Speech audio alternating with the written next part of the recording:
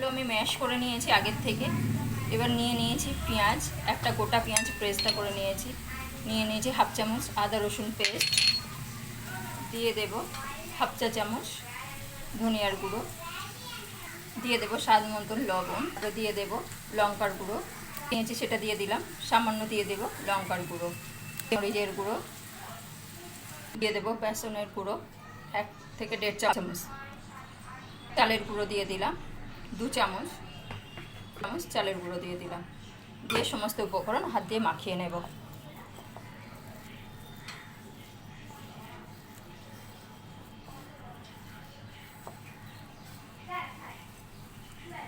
এখানে কোনো জল ব্যবহার করছি না আমি।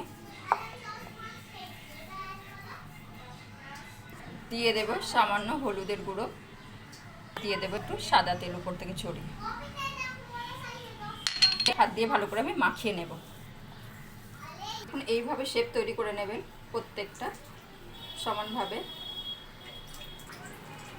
গোল করে নিলাম। তারপরে আঙুলের সাহায্যে আমি প্রত্যেকটা এরকম করে পাতলা করে নেব।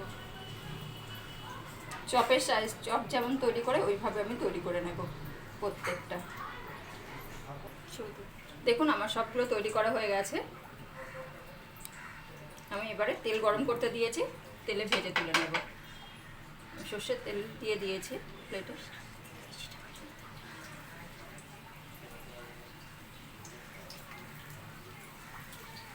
মিডিয়াম আঁচে দেবেন, দিয়ে ভাজবেন।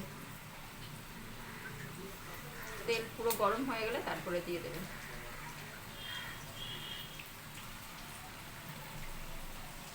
সবগুলো দেওয়া হয়ে গেছে আমার, এক সাইড হয়ে গেছে আমার।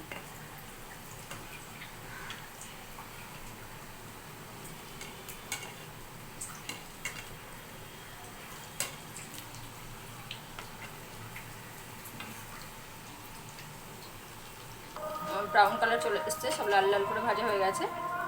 আমি এবার টিস্যু পেপারের উপর তুলে নেব।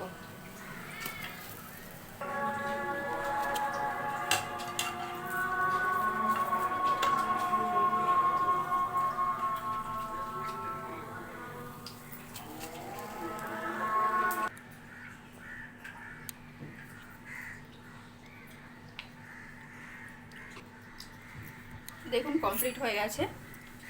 আমি আপনাদেরকে একটা তুলে দেখাচ্ছি। এর কি সুন্দর আওয়াজ হচ্ছে, মুচমুচে হয়েছে, পুরো চপের মতন হয়ে গেছে।